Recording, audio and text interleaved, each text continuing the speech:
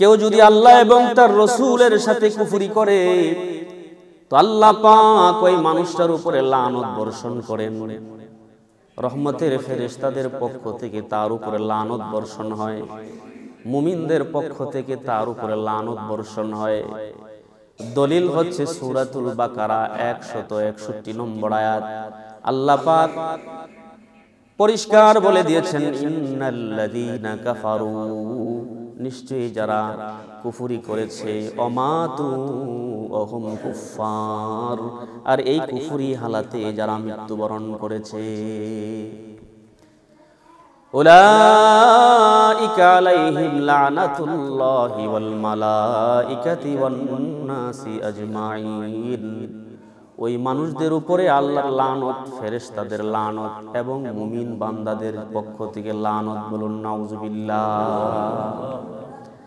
আল্লাহ এবং রাসূলের সাথে যারা কুফরি করেছে তাদের উপরে আল্লাহর লানত, ফেরেশতাদের লানত এবং সমস্ত মুমিন বান্দাদের পক্ষ থেকে লানত বর্ষণ হয়। বলুন নাউজুবিল্লাহ।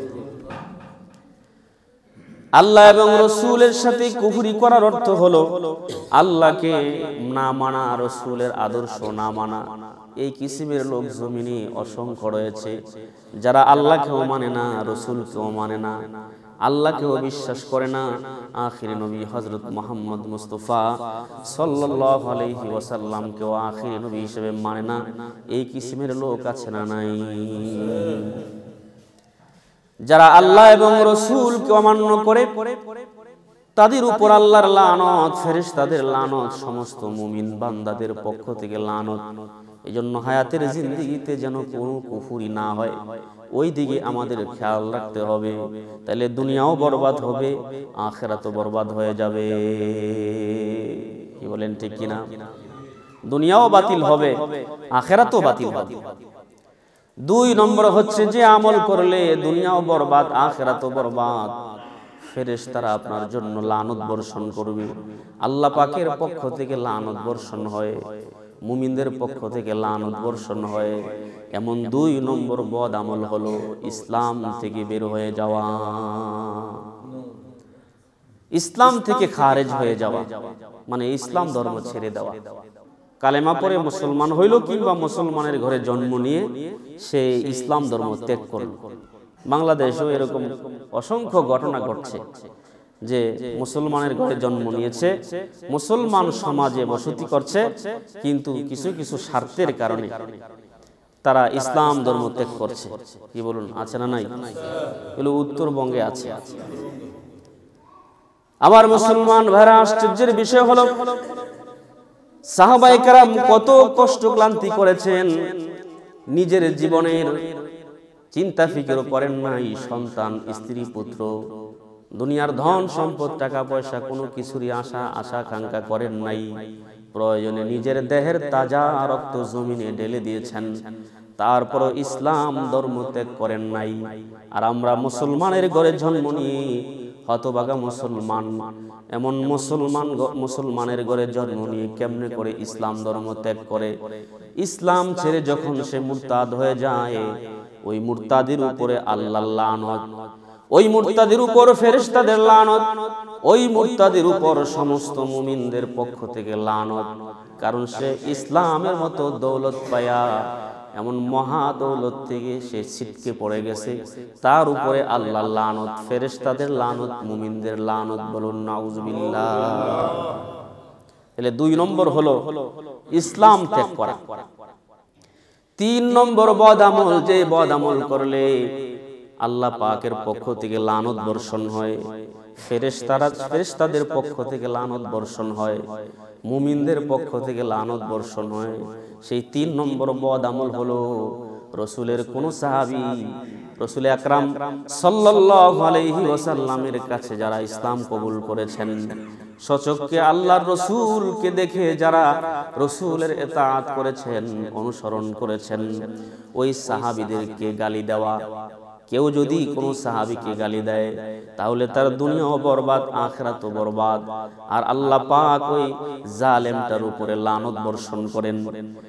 রহমতের অগণিত ফেরেশতারা তার উপর লানত বর্ষণ করেন। মুমিনদের পক্ষ থেকে তার উপরে লানত বর্ষণ হয়।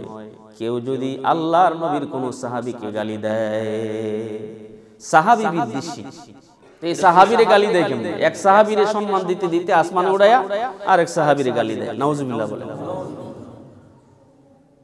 তাইলে কোন ব্যক্তি যদি আল্লাহর নবীর কোন সাহাবীকে গালি দেয়, সঙ্গে সঙ্গে ওই ব্যক্তির উপরে লানত বর্ষণ করে কে? আল্লাহ পাক তার উপরে লানত বর্ষণ করেন, ফেরেশতারা তার উপরে লানত বর্ষণ করে, মুমিন বান্দাদের পক্ষ থেকে ওই জালেমটার কপালে লানত বর্ষণ হয়। বলুন নাউজুবিল্লাহ। যে সমস্ত সাহাবীদের ব্যাপারে আল্লাহ পাক বলেছেন রাদিয়াল্লাহু আনহুম ওয়া রাদু আন, যার মূল কথা হচ্ছে আল্লাহ পাক যাদের শানে বলেছেন আমি আল্লাহ সাহাবীদের উপর সন্তুষ্ট হয়ে গেছি। যাদের ব্যাপারে আল্লাহ ঘোষণা দিয়েছেন যে আমি আল্লাহ তাদের উপর সন্তুষ্ট, ওই সাহাবীদেরকে গালি দেওয়ার মানসিকতা আপনার কিভাবে হয়? একজন সাহাবীকে আরেকজন সাহাবীর উপরে মর্যাদা দিতে দিতে আরেকজন সাহাবীরে গালি দেয়। হযরত মুআবিয়া রাদিয়াল্লাহু তাআলা কত বড় সাহাবী, চিন্তা করেন। আমার মুসলমান ভাইরা শুনলে আশ্চর্য হবেন, হযরত মুআবিয়া রাদিয়াল্লাহু তাআলা আনহু এত বড় সাহাবী, জিবরাইল আলাইহিস সালাম যখন আসমান থেকে ওহী নিয়ে নবীর কাছে আসতো, ওই ওহীটা লেখার দায়িত্ব ছিল মুআবিয়া রাদিয়াল্লাহু তাআলা আনহুর হাতে। সুবহানাল্লাহ। ওহীর রাইটার, এই যে কোরআন পড়ি আমরা, এই কোরআনের রাইটার লেখক এই সাহাবীর ঘরে জন্ম নিছে ইয়াজিদ। ইয়াজিদ খারাপ লোক, এটা আমরা অস্বীকার করি, কিন্তু সে খারাপ হয়েছে বিদায় ওনারে গালি দিবেন কোন সাহসে? এরকম লোক আছে না নাই? জোরে বলেন আছে না নাই? যিনি ওহীর রাইটার, ওহী লিখত, ওই ওহী লিখক সাহাবীকে আপনি গালি দেন, আপনার তো দুনিয়াও বাদ আখিরাতও বাদ। নাউজুবিল্লাহি মিন যালিক। সাহাবীর নাম শুনলে রাদিয়াল্লাহু তাআলা আনহু বলতে হয়, যে আল্লাহ পাক তার উপর রাজি হয়ে গেছে, এটা একটা দোয়া। আমরা যে বলি রাদিয়াল্লাহু তাআলা আনহু, এর অর্থ কি? যে আল্লাহ পাক তার উপর সন্তুষ্ট, আল্লাহ তার উপর কি সন্তুষ্ট, এরকম দোয়া করে। যে সাহাবীর নাম শুনলে এরকম দোয়া করতে হয়, এই সাহাবীর গালি না। আপনার এত কিছু বুঝার দরকার কি? সাহাবী তো সাহাবী, কি বলেন ঠিক না? তাহলে ৩ নম্বর বদ আমল হলো সাহাবীকে গালি দেওয়া। নবীর কোন সাহাবীকে কেউ গালি দিলে আল্লাহ লানত বর্ষণ করেন, ফেরেশতারা লানত বর্ষণ করে, এবং সমস্ত মুমিনদের পক্ষ থেকে ওই কপাল পোড়ার উপরে লানত বর্ষণ হয়। বলুন নাউজুবিল্লাহ। ৪ নম্বরে হলো কোন শরীয়তের মাসলা মাসাইল গোপন করা। এটার থেকে আপনারা বাইচা গেছেন। শরীয়তের মাসলা মাসাইল জানে আলেমরা, এই দোষে আলেমরা দোষী হবে। কি বলেন ঠিক কিনা? কোন আলেম যদি শরীয়তের কোন একটা মাসলা মাসাইল জানার পরেও কোন সামাজিক চাপে, রাষ্ট্রীয় চাপে, শক্তির চাপে, জোরের চাপে পয়রা সঠিক মাসালা না বলে, সঠিক কথা না বলে, সেখানে নীরব থাকে, চুপ থাকে, ওই আলেমের উপরে লানত বর্ষণ করবে কে? শরীয়তের মাসআলা জানার পরে গোপন রাখা, ওই রকম আলেমের উপরে আল্লাহর লানত এবং ফেরেশতাদের লানত এবং পৃথিবীর যত মুমিন আছে তাদের পক্ষ থেকে তার উপরে লানত বলেন নাউজুবিল্লাহ। রাসূল আকরাম সাল্লাল্লাহু আলাইহি ওয়াসাল্লাম বলেছেন, মান সুইলা আন ইলমিন আলিমাহু সুম্মা কাতামাহু, যদি কোনো আলেমের কাছে একটা মাসালা জিজ্ঞাসা করা হয়, ওই মাসালা আলেম জানে কিন্তু গোপন রাখছে, বললে চাকরি চলে যাবে, যে কোনো কারণে হইতে পারে, দুনিয়ার যে কোনো কারণে হইতে পারে, বললে তার উপরে চাপ প্রয়োগ হইতে পারে, তার জানও যাইতে পারে, এরকম সে গোপন রাখছে। আল্লাহর রাসূল বলেছেন, উলজিমা ইয়াউমাল কিয়ামাতি বিলিজামিম মিন নার, কিয়ামতের দিন ওই আলেমটাকে জাহান্নামের শিকল, আগুনের শিকল লাগায়া, আগুনের শিকল পরায়া তাকে টেনে টেনে জাহান্নামে নিবে। বলুন নাউজুবিল্লাহ। তাহলে ৪র্থ নম্বর হচ্ছে, কোন আলেম কোন শরীয়তের মাসলা মাসাইল জানার পরে যদি না বলে, যে কোনো কারণে হোক না বললে, তার উপরে লানত বর্ষণ করবে কে? তার উপরে আল্লাহ লানত বর্ষণ করবে, ফেরেশতারা লানত বর্ষণ করবে, মুমিনদের পক্ষ থেকে তার উপরে লানত বর্ষণ হবে। ৫ নম্বর হলো, যেই ব্যক্তি শরীয়তের কোনো বিধান প্রয়োগ করার ক্ষেত্রে বাধা প্রদান করবে, এরকম লোক আছে না নাই? শরীয়তের বিধান প্রয়োগ করার ক্ষেত্রে যে ব্যক্তি বাধা দিবে ওই ব্যক্তির উপরে লানত বর্ষণ করবে কে?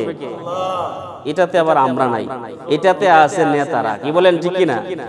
যখন নেতারা কোনো কাজে বাধা দেয়, ভালো করে শুনেন, শরীয়তের কোনো বিধান বলার ক্ষেত্রে, প্রয়োগ করার ক্ষেত্রে শক্তি দিয়া যারা বাধা দেয়, মেধা দিয়া যারা বাধা দেয়, ওই বাধা প্রদানকারীর উপরে লানত বর্ষণ করবেন কে? তার উপরে আল্লাহর লানত, ফেরেশতাদের লানত, তার উপরে সমস্ত মুমিনদের পক্ষ থেকে লানত। বলুন নাউযুবিল্লাহ। তাহলে পঞ্চম নম্বর হলো শরীয়তের কোনো বিধান প্রয়োগের ক্ষেত্রে শক্তি থাকলে বাধা দিতে যায়েন না, তাহলে দুনিয়াও হারাবেন, আখিরাতও হারাবেন। অনেক মানুষ আছে মুস্তানি করে, আছে না নাই? যে হামচুনি মান্ডাঙ্গরি নিস, আমার চাইতে আর বড় কেড়ে এই সমাজে, সাবধানে চলেন, দুনিয়াতে কয়দিন থাকবেন, অল্প দিন পরে আজরাইল নাকে রশি লাগায় রাখছে, টান দিয়া কবরে নামাই দিব। আপনার জন্য কেউ দোয়াও করবে না, কেউ দোয়া করবে না, বেয়াদবের জন্য কেউ দোয়া করে না, ঠিক না ব্যাট? ঠিক। যারা গুনাহ করে, মুজরিম, কোরআন সুন্নাহর কথা বললে বাধা দেয়, যারা কোরআনের বিপক্ষে কথা বলে, যারা নিজের স্বার্থের কথা বলে, তাদেরকে পৃথিবীর কোনো মাখলুক পছন্দ করে না। কি বলেন, ঠিক না ব্যাট? এজন্য উচিত বাধা না দেওয়া, শ্রবণ করেন, পারলে করবেন, না পারলে আল্লাহর কাছে মাফ চাইবেন যে আল্লাহ পারি না। রাস্তা সহজ। কি বলেন, ঠিক কিনা? আল্লাহ পাক আমাদেরকে এই কথাগুলো শোনার পরে, বুঝার পরে এ ধরনের পাপ থেকে আল্লাহ যেন হেফাজত করেন। সকলে বলি আমিন।